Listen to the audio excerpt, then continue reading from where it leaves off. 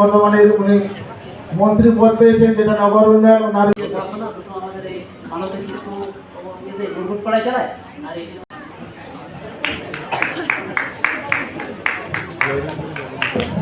অনুষ্ঠান শুধু একটি সরকারি কর্মসূচি নয়, এটি আমাদের ভবিষ্যৎ গড়ার এক গুরুত্বপূর্ণ অঙ্গীকারের দিন।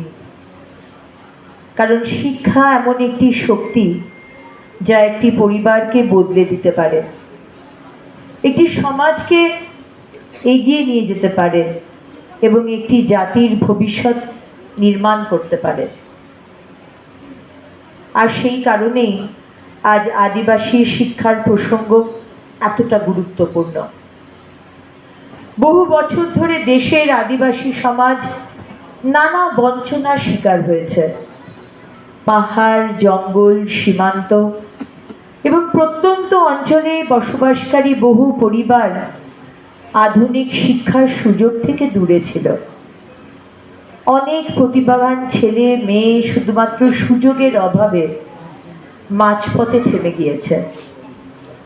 স্বাধীনতার এত বছর পরেও অনেক এলাকায় স্কুল ছিল না, শিক্ষক ছিল না, ভালো রাস্তা ছিল না, হোস্টেলের ব্যবস্থা ছিল না। ফলে শিক্ষার আলো পৌঁছতো না ঘরে ঘরে। কিন্তু আজ দেশের পরিস্থিতি বদলাচ্ছে। প্রধানমন্ত্রী নরেন্দ্র মোদীর নেতৃত্বে কেন্দ্রের বিজেপি সরকার পরিষ্কারভাবে বিশ্বাস করে দেশের উন্নয়ন তখনই সম্পূর্ণ হবে যখন সমাজের শেষ প্রান্তে থাকা মানুষটিও উন্নয়নের অংশীদার হবে। তাই আদিবাসী সমাজের শিক্ষা, স্বাস্থ্য ও আত্মনির্ভরতার উপর বিশেষ গুরুত্ব দেওয়া হয়েছে। আর দেশের বিভিন্ন প্রান্তে একলব্য মডেল আদিবাসী আবাসিক বিদ্যালয় গড়ে উঠেছে। এই স্কুলগুলি শুধু পড়াশোনার জায়গা নয়, এগুলি ভবিষ্যতের তৈরির কেন্দ্র। এখানে আধুনিক শিক্ষা, বিজ্ঞান, গবেষণা, ডিজিটাল লার্নিং, খেলাধুলা, সংস্কৃতি এবং দক্ষতা উন্নয়নের সুযোগ দেওয়া হচ্ছে। কেন্দ্রীয় তথ্য অনুযায়ী বর্তমানে দেশে 499টিরও বেশি একলব্য বিদ্যালয়ে প্রায় 1,56,000-এরও বেশি ছাত্রছাত্রী পড়াশুনো করছে। অনুমোদিত বিদ্যালয়ের সংখ্যা 728। ভাবুন, একসময় যে আদিবাসী পরিবারের সম্ভাবনা প্রাথমিক শিক্ষার সুযোগও পেত না, আজ তারা আধুনিক আবাসিক বিদ্যালয় থেকে ইংরেজি, বিজ্ঞান, কম্পিউটার শিক্ষা শিখছে। এটাই পরিবর্তন, এটাই নতুন ভারতের ছবি। আজ কেন্দ্রীয় সরকার শুধু স্কুল তৈরি করছে না, আদিবাসী ছাত্রছাত্রীদের জন্য স্কলারশিপ, হস্টেল, দক্ষতা প্রশিক্ষণ, ডিজিটাল শিক্ষা এবং মাতৃভাষায় শিক্ষার ব্যবস্থাও করছে। কারণ সরকার জানে, ভাষা ও সংস্কৃতিকে সম্মান না দিলে প্রকৃত শিক্ষা সম্ভব হয় না। বন্ধুগণ, আজ আমি বিশেষভাবে একটি বিষয় উল্লেখ করতে চাই। ভারতের ইতিহাসে প্রথমবার একজন আদিবাসী মহিলা দেশের রাষ্ট্রপতি হয়েছেন। আমাদের গর্ব। ভারতের রাষ্ট্রপতি সম্মানীয় মহামহিম দ্রৌপদী মুর্মু। এটা শুধু একজন ব্যক্তির সাফল্য নয়, এটা গোটা আদিবাসী সমাজের সম্মানের জয়। বহু সরকার বছরের পর বছর আদিবাসীদের নিয়ে কথা বলেছে, কিন্তু দেশের সর্বোচ্চ সাংবিধানিক পদে একজন আদিবাসী কন্যাকে বসানোর ঐতিহাসিক সিদ্ধান্ত নিয়েছেন একমাত্র বিজেপি সরকার। এই সিদ্ধান্ত শুধু রাজনৈতিক নয়, সামাজিক দৃষ্টিতেও অত্যন্ত গুরুত্বপূর্ণ।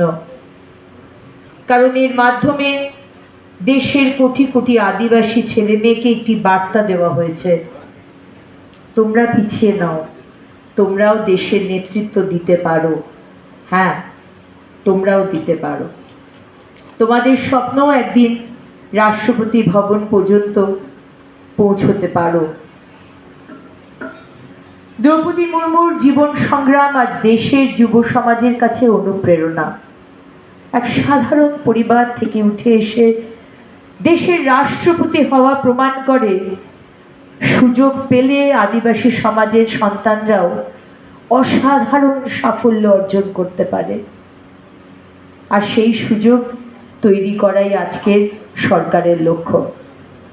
বন্ধুগণ, শিক্ষা শুধু চাকরি পাওয়ার জন্য নয়, শিক্ষা মানুষকে আত্মবিশ্বাস দেয়, অন্যায়ের বিরুদ্ধে দাঁড়ানোর শক্তি দেয়, সমাজকে এগিয়ে নিয়ে যাওয়ার ক্ষমতা দেয়। তাই আজ প্রয়োজন প্রতিটি আদিবাসী পরিবারের সন্তানকে স্কুলমুখী করা। কোনো ছেলে বা মেয়ে যেন দারিদ্র্যের কারণে পড়াশুনো ছেড়ে না দেয়। আজ কেন্দ্রীয় সরকার আদিবাসী কল্যাণের বাজেট উল্লেখযোগ্যভাবে বৃদ্ধি করেছে। একলব্য বিদ্যালয়ের জন্য হাজার হাজার কোটি টাকা বরাদ্দ করা হয়েছে। দেশের প্রত্যন্ত অঞ্চলে নতুন স্কুল, হস্টেল, রাস্তা, বিদ্যুৎ ও ইন্টারনেট সংযোগ পৌঁছে দেওয়া হচ্ছে।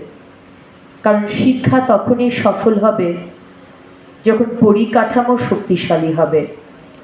আমি বিশ্বাস করি আগামী দিনে পশ্চিমবঙ্গেও এই উন্নয়নের গতি আরও বাড়বে। নতুন সরকারের আমলে বাংলার জঙ্গলমহল, পাহাড় এবং আদিবাসী অধ্যুষিত অঞ্চলে আরও বেশি শিক্ষা প্রতিষ্ঠান গড়ে উঠবে। আধুনিক school, skill development center, college ও কর্মসংস্থানের সুযোগ তৈরি করা হবে। দীর্ঘদিন ধরে যেসব এলাকা অবহেলিত থেকেছে সেখানে উন্নয়নের আলো পৌঁছবে।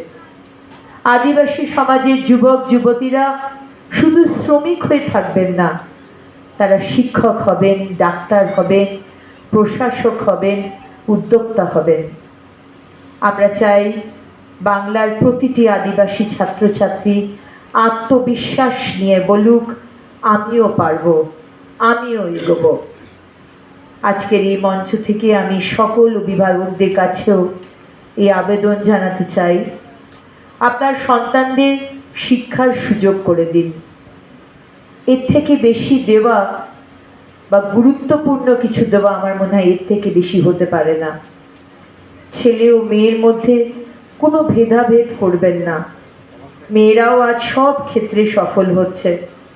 সুযোগ পেলে তারাও পরিবার, সমাজ ও দেশের গর্ব হয়ে উঠবে। বন্ধুগণ, উন্নয়ন কোনো একদিনে হয় না। উন্নয়ন হয় সৎ ইচ্ছাশক্তি, সঠিক পরিকল্পনা এবং মানুষের পাশে দাঁড়ানোর মানসিকতা দিয়ে। আজ কেন্দ্রের বিজেপি সরকার সেই কাজই করছে।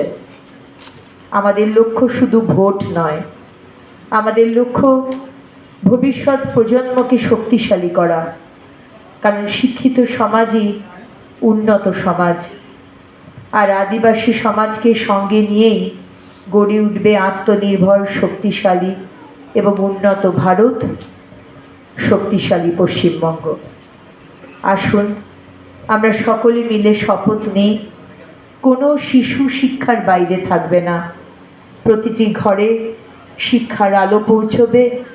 আদিবাসী সমাজের প্রতিটা সন্তান নিজের স্বপ্ন পূরণের সুযোগ পাবে।